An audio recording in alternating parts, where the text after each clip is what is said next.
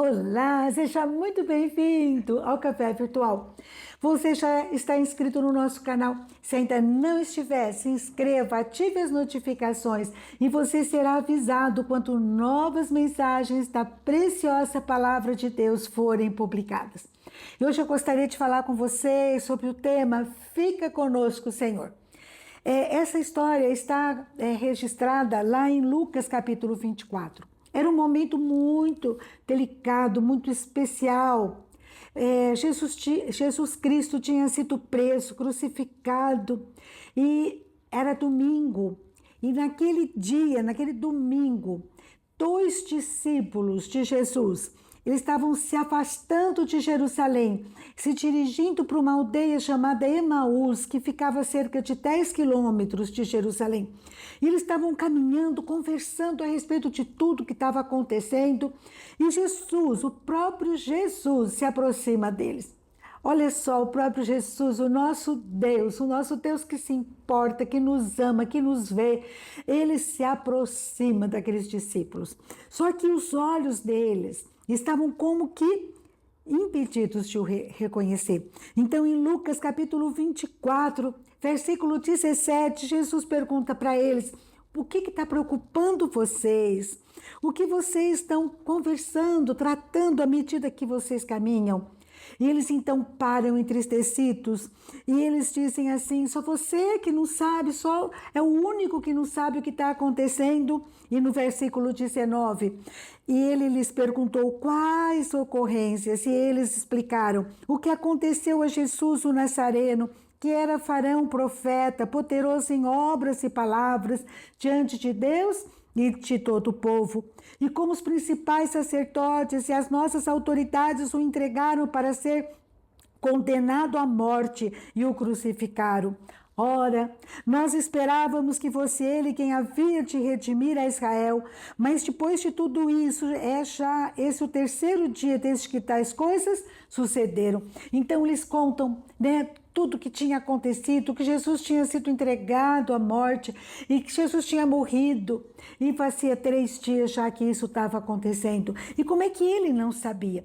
E eles então falam ainda: nós esperávamos, né, passado, haviam perdido aparentemente a esperança e estavam se afastando de Jerusalém, indo para outro lugar, né? Já não tinham esperança. Não acontece isso com a gente muitas vezes? A gente presencia tanta coisa acontecendo, tantas maravilhas, tantos milagres, né, no nosso passado, como aqueles 2 discípulos tinham presenciado, mas na primeira luta, primeira derrota, a gente se distancia, se afasta, a gente para de orar, para de meditar, para de buscar, para de crer nas promessas de Deus e a gente se distancia. Grandes coisas podem estar acontecendo nesse momento, diante de nós, ou nos bastidores, mas a gente deixa a tristeza, a reclamação tomar conta da nossa vida e a gente vai esquecendo o passado, tanta coisa que a gente presenciou, tantos milagres, e a gente fica reclamando: Deus se esqueceu de mim, Ele não está vendo. Eu estava ouvindo outro dia, né, a história de uma criança que perguntaram, né, para várias pessoas qual o contrário, né, de adoração. E aquela menina, ela diz assim: o contrário de adoração é reclamação. E é bem verdade. Quando a gente reclama, a gente murmura, a gente fica cheio de sem esperança, a gente está deixando de adorar a Deus, está deixando de crer. As coisas estão acontecendo e a gente está se focando somente no que é ruim. Eles estavam vendo já coisas acontecendo. No versículo 23 e 24, eles falam assim que algumas mulheres tinham ido ao túmulo e não tinham encontrado o corpo de Jesus e tinham tido visão de anjos afirmando que ele vive. E alguns, inclusive, alguns discípulos tinham ido ao sepulcro e verificaram a exatidão do que as mulheres falaram. Também não tinham visto o corpo de Jesus. Então, as coisas já estavam acontecendo. Mas mesmo assim, eles focavam, né, na morte de Jesus. uma esperança que parecia que tinha morrido. Mas Jesus tinha deixado a sua palavra, que no terceiro dia ele ressuscitaria. E a gente, então, a gente fica tão preocupado com o problema e a gente não enxerga o agir de Deus. E Jesus fala assim para eles no versículo 25: honestos e tardos de coração para crer tudo que os profetas disseram. Olha só, a gente se acha conhecedor, eles falam, só você que não sabe o que está acontecendo lá em Jerusalém. A gente acha que sabe de tudo, mas a gente às vezes fica apegado, a gente se recolhe, né, a nossa caverna de medo, de frustração, de decepção, e são muitos os ruídos que a gente permite que invadam o nosso coração. A gente acaba falando demais, meditando de menos, orando de menos, né? A gente não chega na presença de Deus, não conversa com Ele, ou Deus está ministrando para nós e a gente é insensível à voz dele, à presença de Deus. Eu não sei quais são os ruídos que têm atrapalhado o seu coração, têm deixado você com medo. Às vezes é o ativismo, falta de convicção pela palavra, o secularismo, as mídias. São tantas coisas, tantos barulhos, né? E a gente, então, não presta atenção naquilo que a gente precisa prestar atenção. A gente não foca naquilo que a gente precisa focar. Eles ouviram tantas coisas, Jesus falando, mas não escutaram, né? Diz que tem uma diferença. Ouvir é quando você... É uma coisa mecânica, entra nos nossos ouvidos. Quanta coisa que a gente ouve, a palavra, e só entra, mas não traz reflexão, não traz mudança no coração, não traz convicção de que aquela palavra é de um Deus que cumpre o que promete, um Deus fiel. E eles então, Jesus fala, olha, vocês não estão crendo em tudo que os profetas falaram. E Jesus então começa a contar para eles, a falar para eles, olha, não convinha que Cristo padecesse e entrasse na sua glória. E ele começa desde Moisés e vai contando sobre os profetas, expondo a palavra para eles. E uma coisa tremenda, vocês olham, e a gente fica assim, às vezes vai ouvindo, mas fica surdo, né, as evidências. As mulheres tinham ido e tinham visto anjos, elas não tinham visto o corpo de Jesus, mas às vezes na nossa impaciência, a gente vai se afastando do local da bênção, como eles estavam fazendo, e a gente vai se recolhendo, né, na caverna da dor, da desesperança, às vezes perplexo, sem entender o que está acontecendo. Mas uma coisa é interessante, eles tinham identificado em Jesus aquele que tinha a palavra de vida, porque eles eram discípulos de Jesus. E naquele momento também eles ficam assim, realmente com o coração ardendo quando Jesus fala. Então, no versículo 29, eles estão chegando na aldeia e eles então constrangem Jesus a entrar na estalagem, a estarem com eles, porque o dia já declinava. Então, Jesus ia passar adiante da aldeia, mas eles insistem, fica conosco.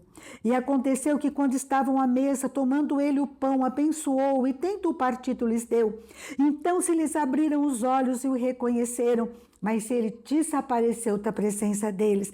E disseram um ao outro, porventura não nos ardia o coração quando ele pelo caminho nos falava, quando nos expunha as escrituras. Às vezes a gente está tão focado em outras coisas, na nossa dor, que a gente não tem a esperança, a gente não percebe, né, o ardor de Deus, Deus ministrando no nosso coração. Eu acho isso maravilhoso, né? Eles dizem para Jesus, fica conosco, porque já é tarde e o dia declina. Eu não sei como é que está o seu dia, se está declinando. Às vezes é dor no corpo, dor na alma, às vezes é assim, lutas que você tem enfrentado, desilusões, às vezes é o desânimo, é a velhice chegando, mas nós temos que olhar de um modo diferente, pensar nas promessas do Senhor, perto está o Senhor. Então, a gente vê eles abrindo os olhos, que Deus abra os nossos olhos para enxergar aquilo que faz diferença, aquilo que faz arder o nosso coração. É uma coisa tremenda, Deus ministra com a sua palavra, então que a gente tenha sensibilidade, que o Senhor nos dê sensibilidade. E é interessante que a palavra diz que na mesma hora, no versículo 33, eles se levantam e voltam para Jerusalém, onde acharam reunidos os 11 discípulos e outros com eles. Sabe, devia ser tarde, devia ser noite, mas quando a gente realmente entende aquilo que tem importância, aquilo que é urgente, inadiável, a gente vai em busca dele, e eles vão em busca, eles abraçam aquela oportunidade de correr e contar. Nós falamos com Jesus. É uma coisa especial que a gente tem que entender isso. Eu me lembro que tempos atrás nós convidamos um amigo nosso para ir na igreja e ele foi e Deus ministrou no coração dele. E ele saiu de lá irritado, achando que a gente tinha contado coisas da vida dele para o pastor. Ele não reconheceu que aquele ardor no coração, aquilo que era Deus ministrando no coração dele. Deus nos dá a oportunidade. O que nós temos feito dessa oportunidade? Esse rapaz, ele perdeu a oportunidade de falar, é Deus ministrando na nossa vida, na minha vida, é Deus me chamando para perto dele. Ele perde a oportunidade. Um ano depois, ele vem a falecer. Deus tinha dado uma oportunidade para ele. Deus está dando oportunidade para mim e para você. Que a gente possa abraçar essa oportunidade. E eles correm para compartilhar. Que a gente possa estar olhando para o passado, por tudo que Deus fez, reconhecendo e falando, compartilhando o que temos visto, ouvido, experimentado. Que a gente não fique obscurecido, com o coração cheio de dor, insensível à voz de Deus. Que eu e você estejamos no grupo daqueles que buscam a Deus, daqueles que creem na palavra dele, daqueles que creem nos profetas, na palavra de Jesus, no partir do pão. Que a palavra de Deus esteja impregnada no meu e no seu coração. Faça arder o nosso coração, com a certeza que sabemos que o nosso Redentor está vivo, o nosso Redentor vive, e ele prometeu que estaria conosco todos os dias da nossa vida. E hoje é o dia que Deus está com você. É mais um dia em que Jesus está com você, está comigo. Perto está o Senhor. Fica conosco, Senhor. Fica conosco em toda a nossa jornada, em toda a nossa caminhada, porque só o Senhor pode iluminar o nosso caminho, pode fazer com que nós caminhemos com segurança, porque Ele é o nosso refúgio, mesmo no temporal, nas lutas, nas desilusões. Deus pode aquietar a nossa alma, e só Ele tem a palavra de vida eterna. Amém?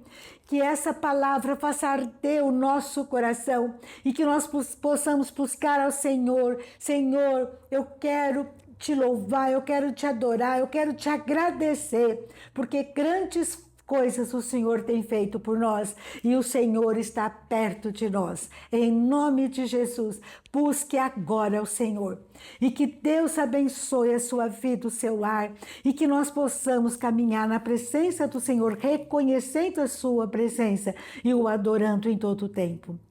Um grande abraço, fica com Deus e até a próxima, se Deus quiser.